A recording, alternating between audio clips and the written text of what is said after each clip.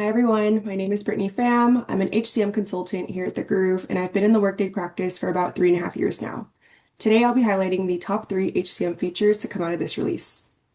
Starting off, Workday is delivering a brand new engagement type called Worker Communications to the Engagement Builder. This new engagement type allows you to send branded ad hoc messages to workers, whether it be through email, mobile push notifications, or SMS.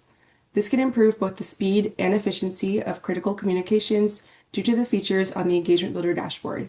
You can leverage the Audience Builder to define exact recipient lists, and you can use the Message Builder to apply any branded templates. If learning or extended enterprise campaigns or engagements are enabled in your tenant, there are 2 things to keep in mind. Firstly, review your campaign event BP definition. If any approval steps are configured there, you'll have to update any conditions so that approvals trigger for only specific engagement types or exclude this new engagement type alone. Secondly, a separate segment-based security group will need to be created for learning segments. The overall level of effort to implement this new feature is medium, as there are a few steps to take to set this up. A new segment-based security group will have to be created and enabled with access to the ad hoc worker communications segment. Once completed, you'll also have to use both the maintain notification templates task and edit tenant set notifications task to enable this notification type. Once all set up, you'll be able to create and launch your engagement message using the Create Message Builder template task. If no steps are taken, this engagement type cannot be used, but there will be no impact to your tenant.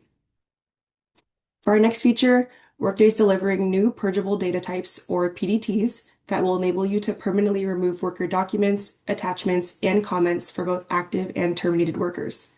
This new feature supports data protection and global data compliance requirements, and it includes Workday-delivered validations to either warn or block data purges that would impact any dependent processes. The new PDTs can purge data in the following areas listed here on the left-hand side. The first is time-off entry comments. This will purge any comments from time-off entries or corrections, and this can be filtered by time-off date. The next 4 areas cover worker information, allowing you to purge a worker's event comments, documents, and attachments.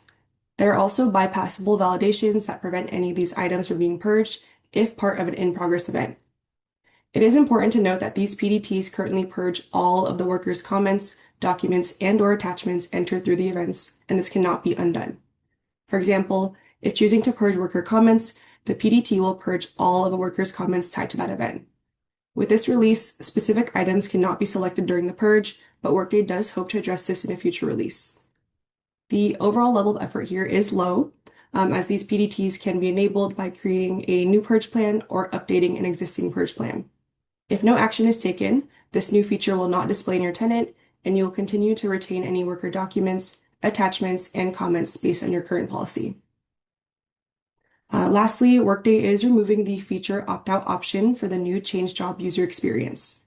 Currently, users have the ability to opt in or opt out to the new change job UI. With Workday removing the ability to opt out, all customers will be opted into the new change job experience in preparation for the change job enhancements coming in R2.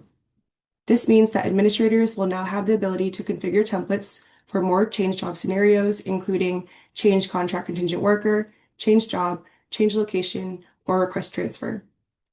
If templates are created for these listed initiating actions, Workday does enforce the usage of the new enhanced UI.